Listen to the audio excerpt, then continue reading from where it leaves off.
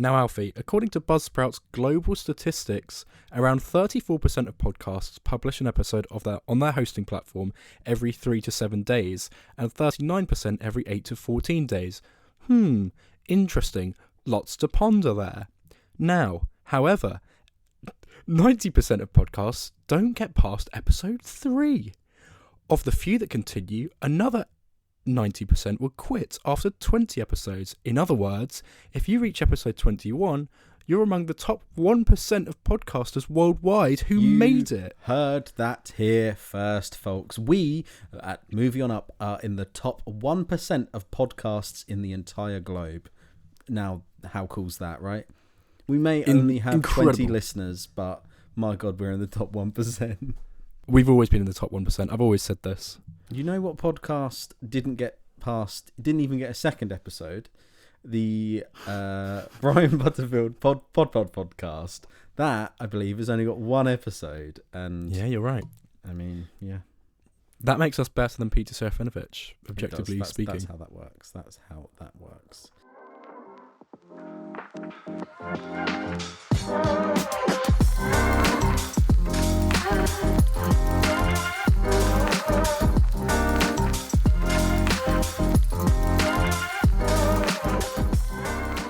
Hello and welcome back to Moving Up Podcast. It's episode 61 with me, your host, Adam Barlow, and your other host, me, Alfie Walker. I don't have a cough. Adam does. Yep, that's really the only difference between us two. I have been on death's door, Alfie, as you know, as the listeners know. There was no podcast episode last week because I was just a husk, an absolute husk of a man. I was a shadow. I felt like I was weightless. I felt like I could see dead people. These are all common symptoms for anyone who's had tonsillitis, but I was bedridden, watching TV shows and films, and it was, I just couldn't think of anything worse. So it's been really, really tough for me. I couldn't really speak too much. I had hot potato voice, if you can believe it, Alf. Technical term, actually. Yeah, what on earth does hot potato voice mean, Adam? Well, I can only imagine it's when you eat hot potato and then you've got to sort of talk around it because it's burning your tongue. So you're like, like that. That sound out of context. Yeah, someone's going to edit that.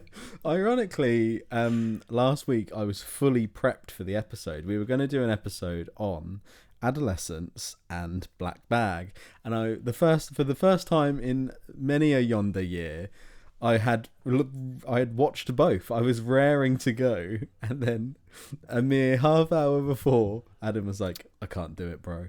I feel like the shell of a pistachio. I'm not recording this week." And that's why we had a little week hiatus. But now we are back on full form, and you will have an episode this Friday, and then another episode probably early next week, followed by another one. So we are on form, and have we got a full schedule to go through here? But Adam, are you feeling better? I'm feeling much better, thank you. Yes, it really hurt to swallow, and I was just getting fevers, and I was sweating even though I was freezing cold. It was not nice, but I'm happy to report that after being dosed up with enough antibiotics to make me rattle, I'm now feeling much better. Good. Glad to hear it. Shall we get into what you're all here for? A bit of movie chat, and we've got 3 lovely, quite short films to talk about today, haven't we? Yes, I am a big fan of a film with a nice slick runtime. Today we're going to be reviewing Black Bag, Steven Soderbergh's new spy thriller type deal. And then Adam is going to be reviewing the Oscar winner, Flow, and then also Last Breath. I think we're going to start with Flow. Is that right? We're going to get that out of the way. It's one of the only Oscar films at least one of us didn't catch. Yeah, let's give that one a little run at it.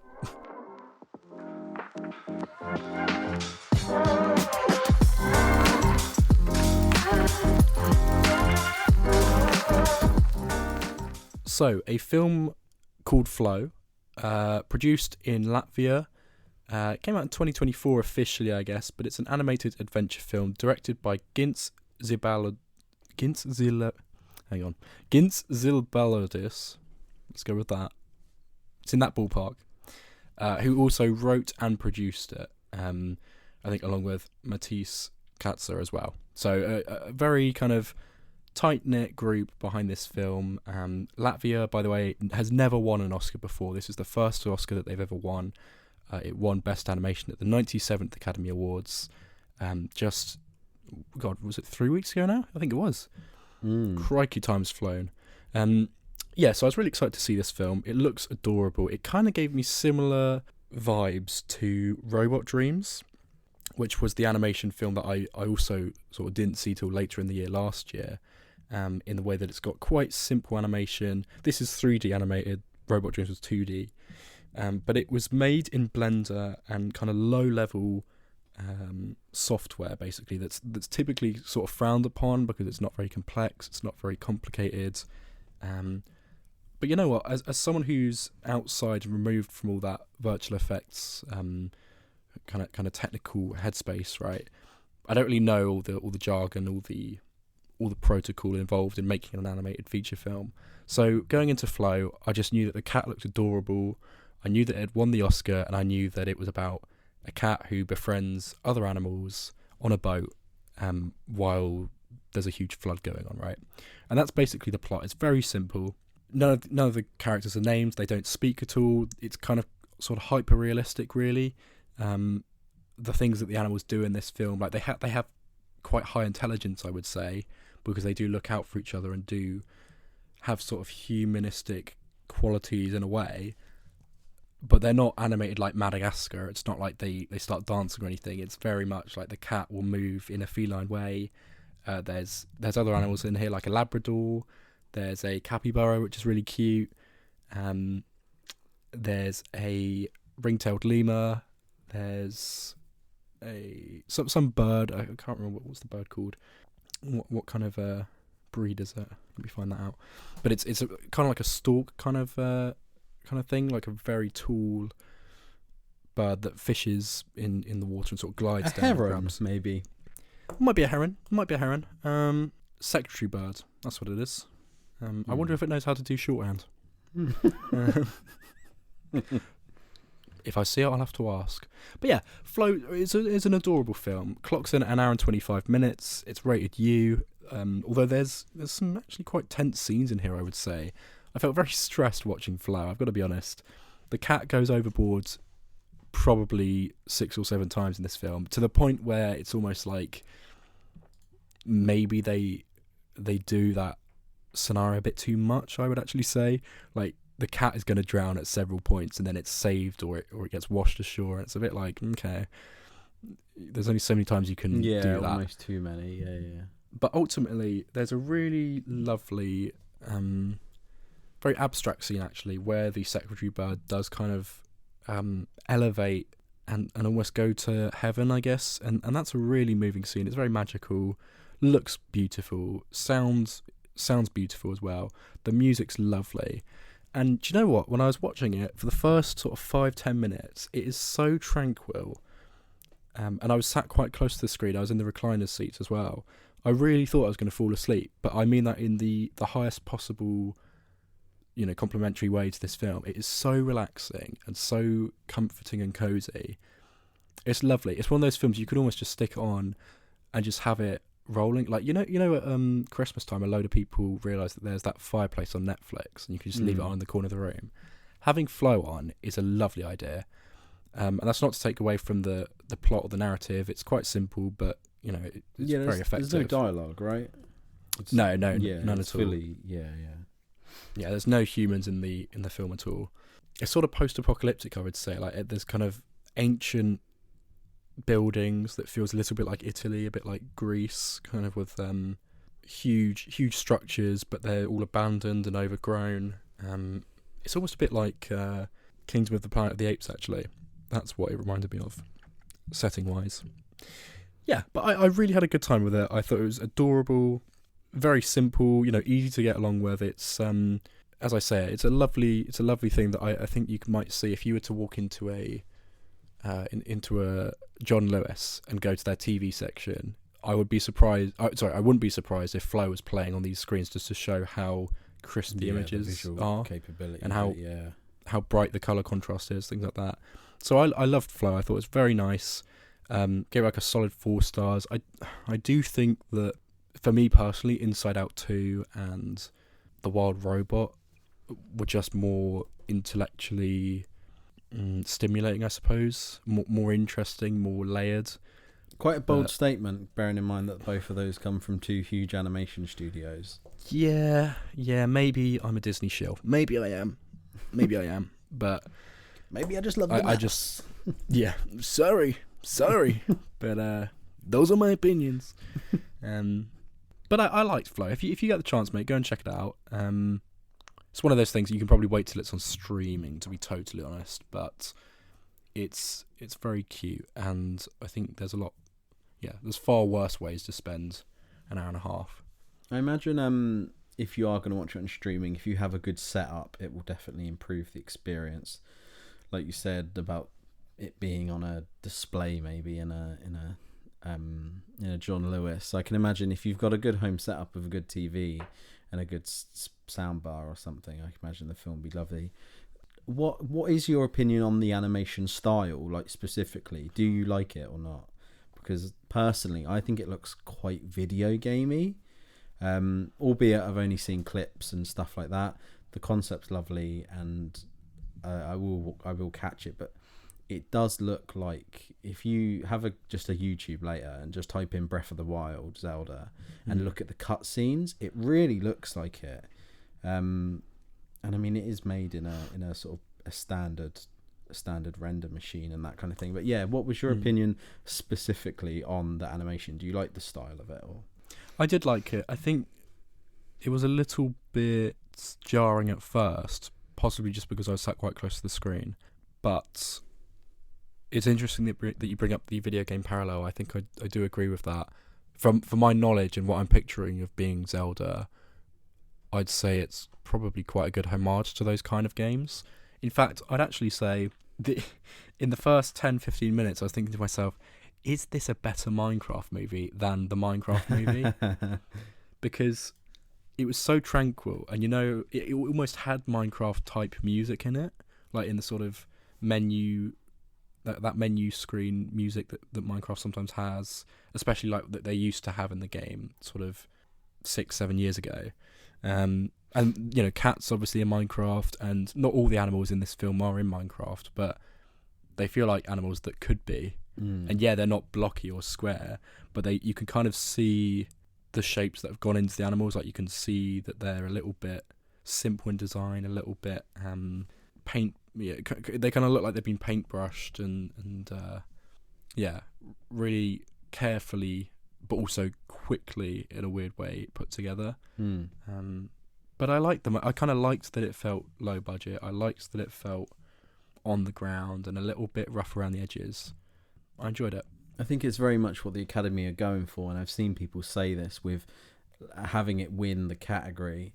I think they're making a standpoint of saying, if you just are a big studio making an animated film, you're not going to win it anymore. It needs to be sort of like achieving something, and I think that's exactly what it's done, isn't it? It's a incredibly well made film on an incredibly low budget.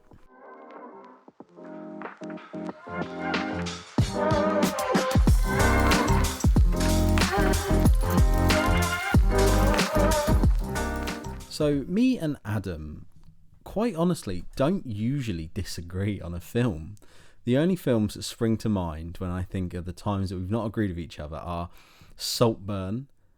I was a big fan, Adam was not. And Mario movie, I was a big fan of the Mario movie, Adam was not. That's maybe the only times I can think so far that we've disagreed. And I think Black Bag is going to be the next one to add to that short list, because I saw Adam put up his Letterboxd review, and he gave it 5 stars, a raving review, and even liked it on his Letterboxd. And then I gave it 2.5. And I would not go back to this film ever again. And I haven't seen it twice. So we are quite at the opposites here, but let's go for it. We are going to review Black Bag. That's really interesting. I'm excited to discuss this with you, since I found out that you weren't quite so hot on it. Black Bag, premise-wise, is fairly simple. You've got Michael Fassbender playing George Woodhouse and Cate Blanchett playing Catherine St. John, two sort of high-end spies that are based in London, and they are husband and wife. And then they're also involved in this friendship group, everyone else also working in the spy agency. You've got Naomi Harris, who is Dr. Zoe Vaughan, a northern Catholic-raised therapist at the establishment. You've got Marissa Abella, who is probably best known for playing Amy Winehouse in the biopic Last Year. She plays Clarissa Dubose, who I think is sort of a specialist with surveillance and the kind of satellite side of things, and keeping a close eye on what's going on internationally. You've got Reggie John Page, of course, famous for being in The Grey Man. No, but also also Bridgerton. He plays a guy called James Stokes. And then the final person in the little group is Tom Burke, who plays Freddie Smalls. Again, an agent of a similar level to George, but actually I think he's a little bit bitter because James gets the promotion over Freddie. So got a little bit of friction there as well. Also in the mix, you've got Pierce Brosnan, ex-Bond, playing Arthur Stieglitz, who is the sort of highest ranking agent at this place, who is calling the shots, making threats, and telling everyone what to do. But it basically evolves that there's a mole or a leak in the agency, and it's up to George to work out who it is, bearing in mind that all of his friends are on the list, as is his wife, Catherine. There we are. Chaos ensues. Chaos ensues. I think I'll start with that there, right? I'm going to preface, I've seen the raving reviews for this, and don't get me wrong, I see where people are coming from, and there are elements I like, and maybe it just didn't do it for me. But I do think the marketing is one of the main issues for me, and that the setup in what you just did there in a few minutes and the trailers really sort of throw me into, wow, this should be full on, and I just found it wasn't particularly full on. It's funny because I thought this, and then I went away and watched Grace's review, and she said the same thing. I thought it was exactly like Tinker Tailor Soldier Spy, where I was so excited to see it and seen fanfare about it gone in, and it felt exactly like that film, where it just didn't do it for me. I found the trailer more exciting than the film itself. Had you seen much about this film before you went in, Adam, or not? I'd seen the trailer a few times. I do agree. I think the trailer is misleading, so I don't disagree with you on that. I'd seen an interview with Michael Fassbender on the Graham Norton show. I think they played some of the initial dinner scene on that show, so I kind of knew that there was going to be a bit of talk in this film. And I might... Had I listened to a review before going in? I don't think I had.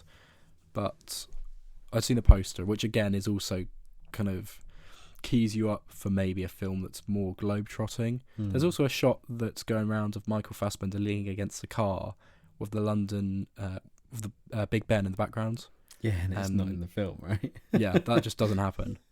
Yeah, because that's such a Bond sort of shot. It seems like it's ripped out of a Bond film. And I was saw that after. I was like, that was definitely not in that film. The dinner scene, I felt like the film, I mean, props to this film for only being 90 minutes, and what it does in 90 minutes is super impressive. It fully starts a story and wraps it up all in that. But I did feel like we just started off as if we knew the characters and we were already 20 minutes in. And I struggled with the dinner scene at the beginning as well. I really struggled to understand them. Particularly Tom Burke's character, Freddie. Fully on me maybe, but I really struggled to understand what he was saying, and I was trying to lip read all of them, and I struggled. But yeah, I just felt that the film felt like maybe I'd missed 20 minutes of it. I felt like it really threw you in quite deep end with these 6 characters that all really know each other and quite established. And it left me in the dark a little bit. See, I think if I had to give just one critique to it, really, is that I think there are a couple of scenes where the lighting's either too low or the contrast is too high. So there's a scene where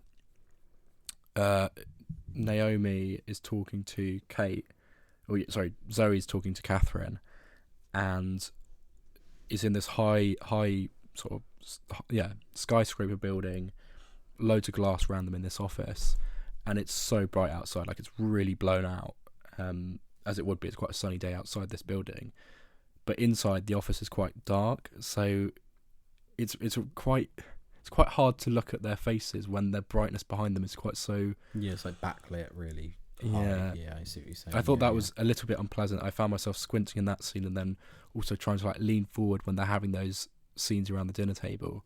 So I get where you're coming from with the issues maybe following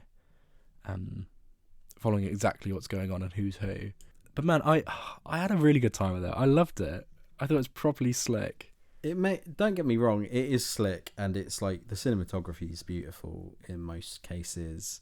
Some of the shots, it's like really quite seductive, and maybe just this type of spy thriller isn't for me, and that's why it didn't do it, because I'm seeing so many people love it. But yeah, like, don't get me wrong, I can see absolutely why people are loving it. Cate Blanchett, like, hands down the best bit of the film. I think she was amazing. I think Fassbender was a little too wooden, and I know he's going for it, but I felt it was a little too much. That's so bizarre. I think Cate Blanchett's brilliant in this film, don't get me wrong. I thought Michael Fassbender was excellent. I just really liked... Did you see The Killer on Netflix? Yeah, see, I didn't like that either. I think this is better than The Killer, but I think he's playing a similar role, and it's very, it's clinical, isn't it? It's very stern. I thought he was great. I thought he was very, very suave, very brooding. I just thought everyone in this cast was really sexy. I'm not gonna lie. Yeah, Naomi Harris does a great job. Marisa Abela kind of steals the show, frankly. Yeah, absolutely. I think Reggie Jean Page does a good enough job given what he's given to do. I do think he's probably my least favourite in the cast, but I just think I've been burnt by his performances in The Grey Man and in other stuff. I've not seen Bridgerton, so I can't speak for that, but I do think he feels a little bit junior in his acting. It's sort of like, okay, you've got a British accent and you're walking around with a stern face. It takes a bit more than that, frankly. Yeah. But then, but you said you struggled to understand Tom Burke. I thought he was the best character in this. I thought he was fantastic. He's so funny. And I loved all his one-liners. He's got so many quips in this, and his glances, the way he's always stumbling around after a bottle.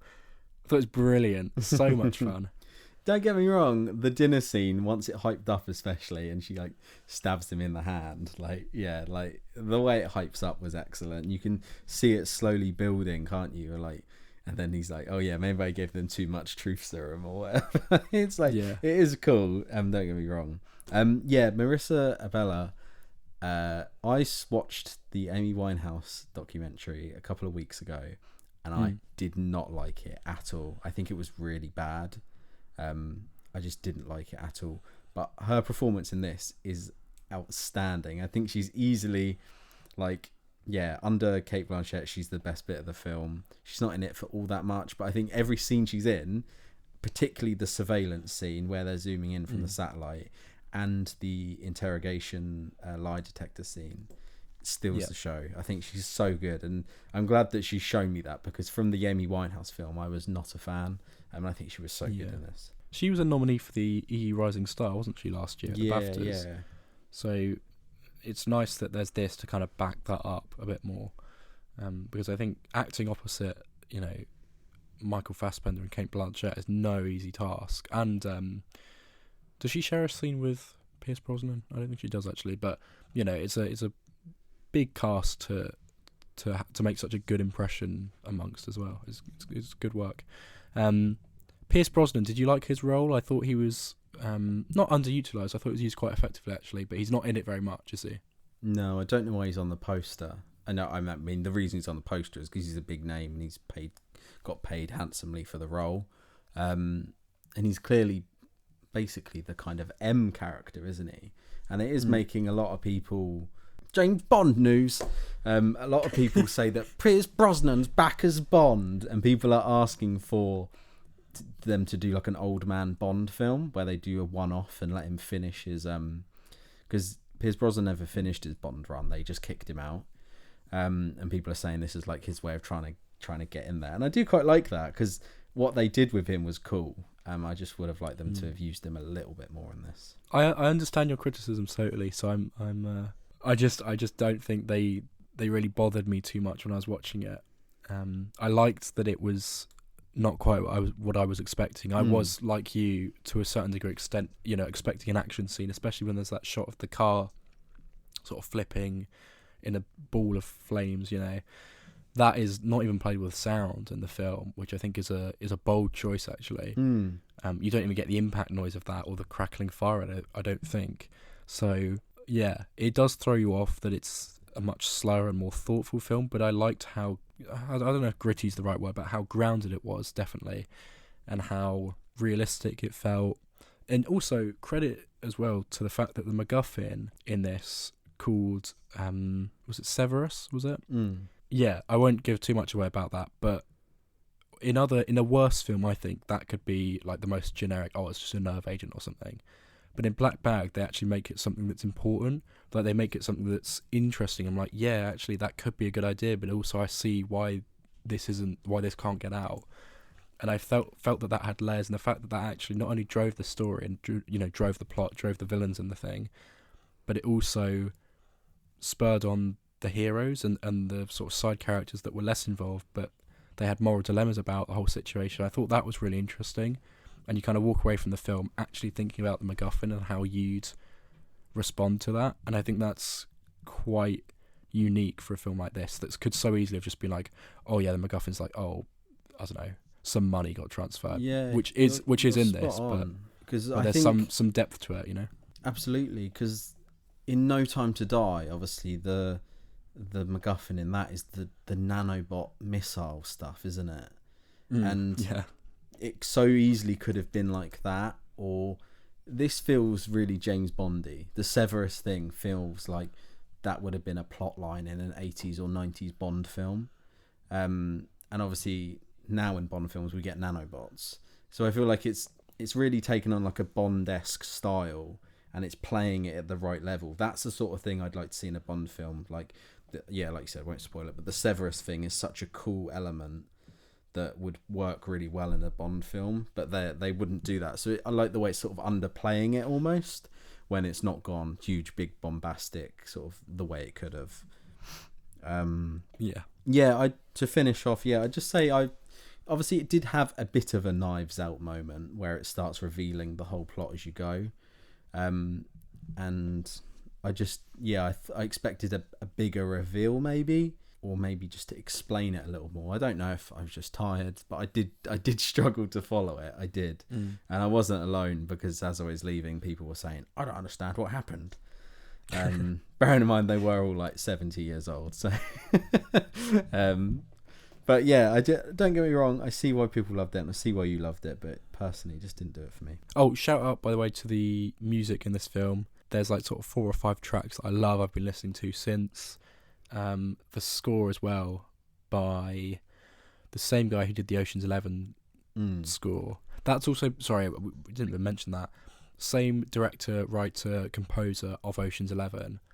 Film franchise that I love. Ocean's 11 and 13 particularly are brilliant. Love them to bits. So I was excited on that basis to go in. And I think that's partly why I liked that it was talky, a bit twisty, plot heavy, and yet, as you say, to achieve what it does in 90 minutes is pretty damn impressive. David Holmes, that's who does the music. Loveless stuff. But I am sorry that you didn't get quite as much out of it as I did. Is Steven Soderbergh British? American, I think. Really? Because he does this really well, because this is very British, isn't it? It feels like it's his audition to try and get in there with Amazon so he can do a Bond. Yeah.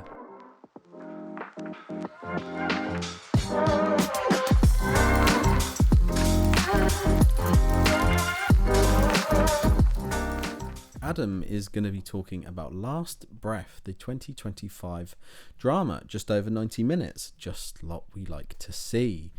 starring Woody Harrelson. I know nothing about this one, Adam, so take it away. Okay, so rated a 12A. It's a drama, and it is a survival thriller film directed by Alex Parkinson, also written by him, with a couple of other folks. But the director also had done a documentary of a similar length, actually, about 5-6 years ago, I think, with the same name, Last Breath. So it's the exact same story, basically. Real life story of a diver was stranded at the bottom of the ocean with oxygen that is completely depleted. So it's a really tense, gripping and interesting story, I think, with high stakes and a pretty good leading trio. So you've got Woody Harrelson, Simu Liu, and you've got an actor who I think really, really looks like Heath Ledger, Finn Cole.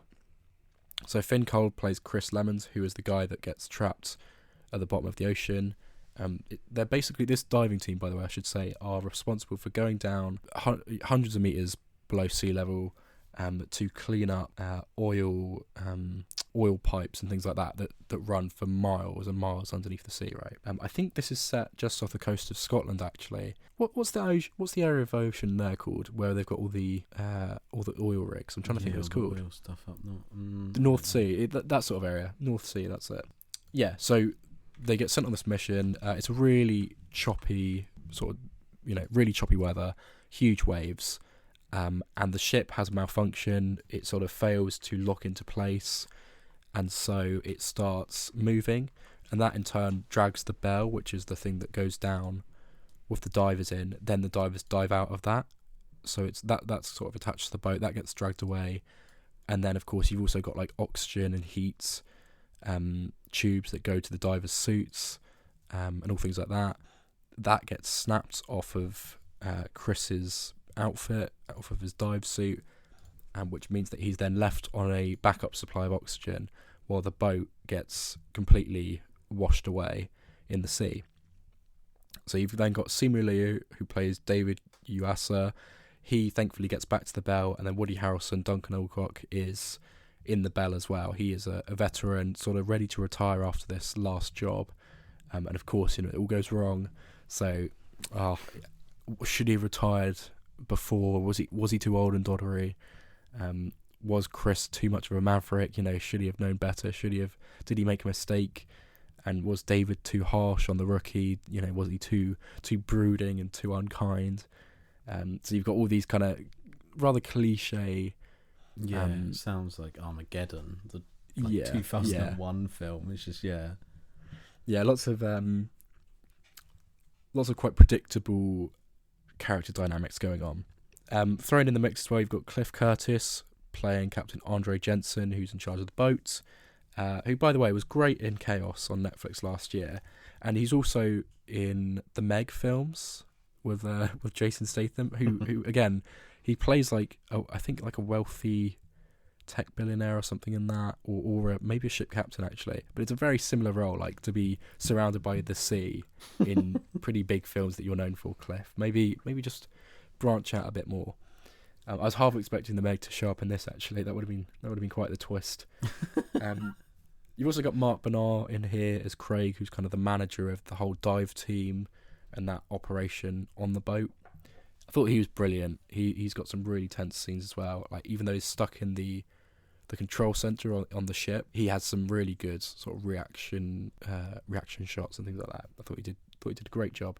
Also, not really relevant to the plot all that much, but a character called Mike, who ends up rewiring the ship and sort of saving the day in some regards, played by Joseph Altin, who looks exactly like a blend. Like, look him up.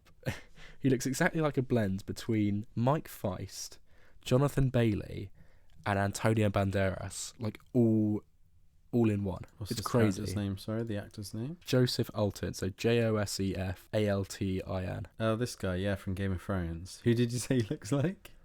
Mike Feist, Antonio Banderas, and Jonathan Bailey. Yeah, he's incredibly British looking, isn't he? He is. He looks like you'd see him walking around a council estate in a tracksuit. Like, yeah. Yeah, bless him. So there we are. That's Last Breath at a glance, really. I thought it was pretty decent. I don't think it's anything to write home about, really. I think it does a good job while you're sat in the cinema of gripping you and really making it quite tense. I didn't know the true story before I went in, so I didn't know if he actually survived or not, or in what condition he survived. So to see that play out was quite impactful. I think it does a fairly good job as well of actually sticking to real time as best it can. Like, I think that's important, especially when you're underwater, and I think it's natural for most people to watch scenes like that and kind of try and hold their breath with them. But I think he was without oxygen for about 28 minutes, I think it might have been. Like, totally without oxygen, which is just, wild. And in the pitch black as well, on the ocean floor, is terrifying. Like, I don't know how you'd move on from that. But, the real guy did. I think he married his wife shortly after. And then after their wedding, or a couple of weeks after the whole incident, he's underwater again. Like, he's doing the same job again. Like, it's one of the most, it's one of the most dangerous jobs in the world, and I absolutely could not do it. So props to the people in that industry, but I'm all good doing this podcast. Yeah. So, yeah, on the whole, I thought it was perfectly serviceable.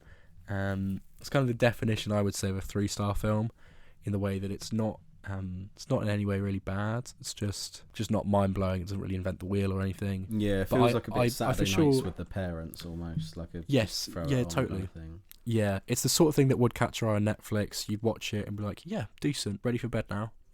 Like, kind of not think about it too much. But if you're not too interested in watching the film, absolutely go and seek out the story and give it a read, because it is fascinating and quite inspiring. So in that respect, I think it's got some value there.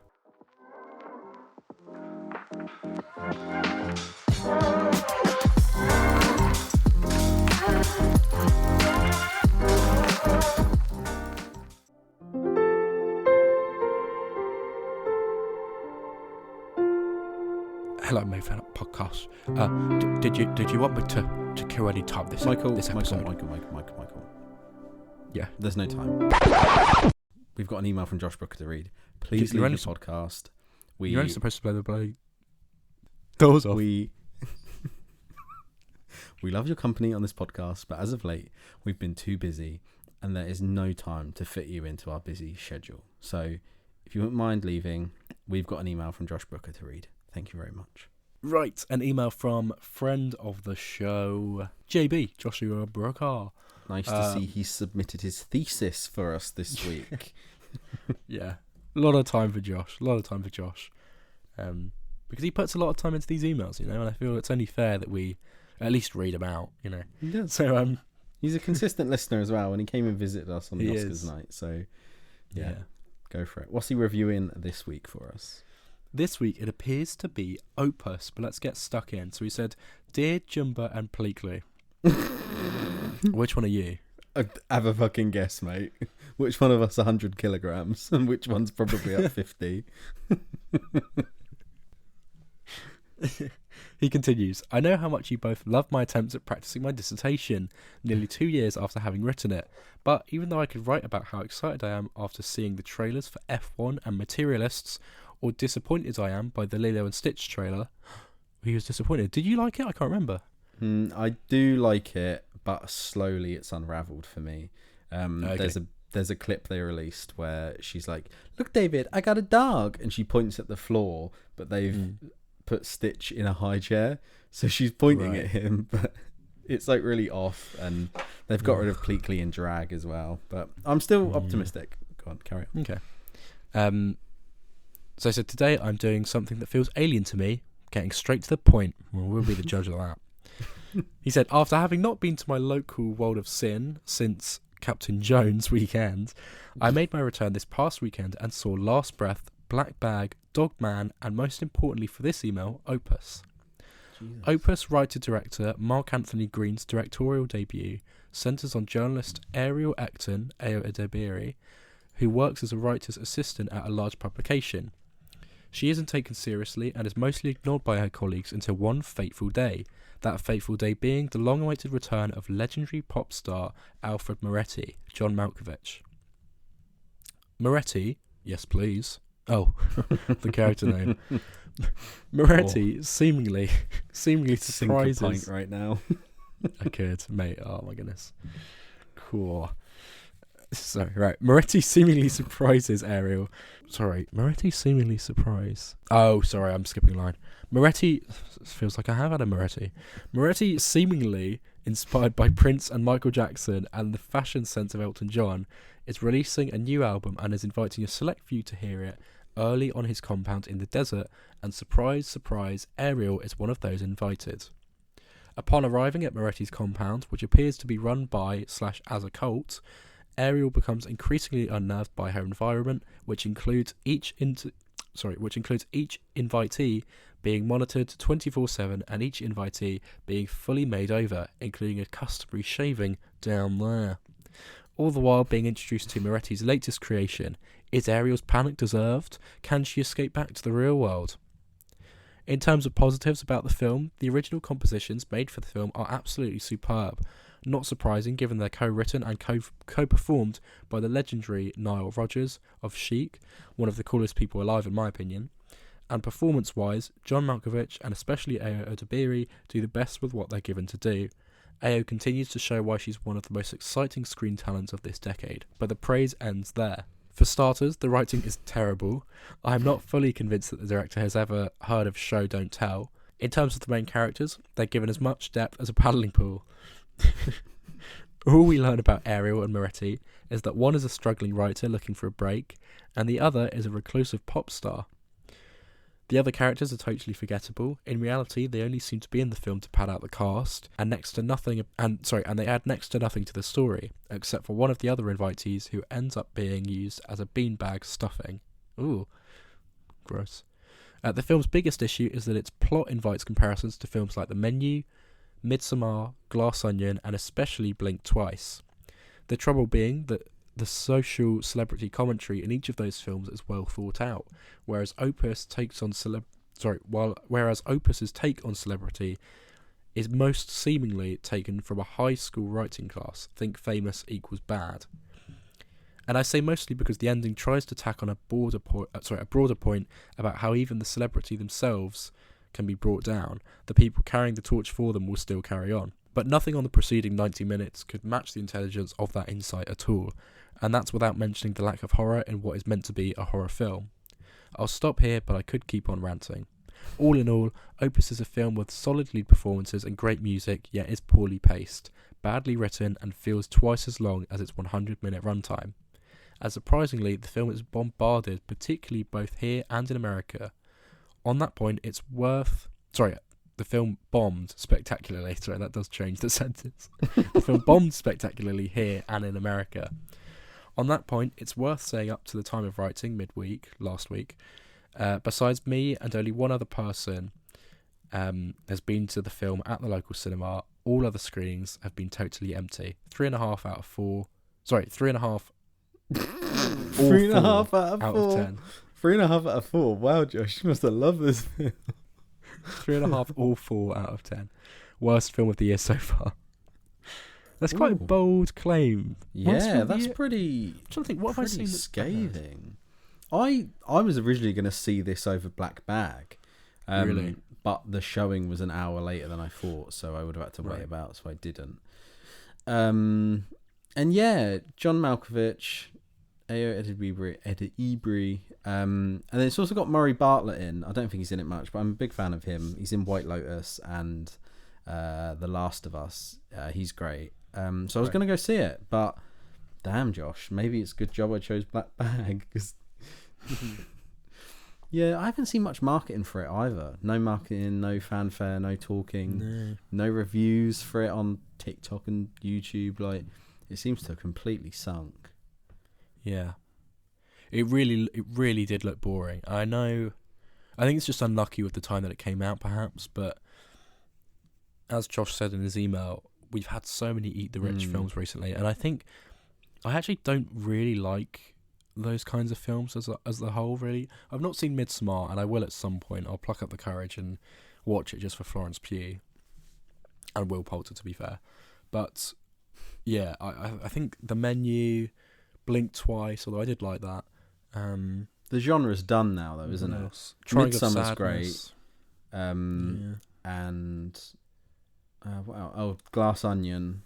I mean, I prefer the first, and The Menu is excellent, but the genre's been done to death now. I don't think there's much more you can say about inviting rich people to islands.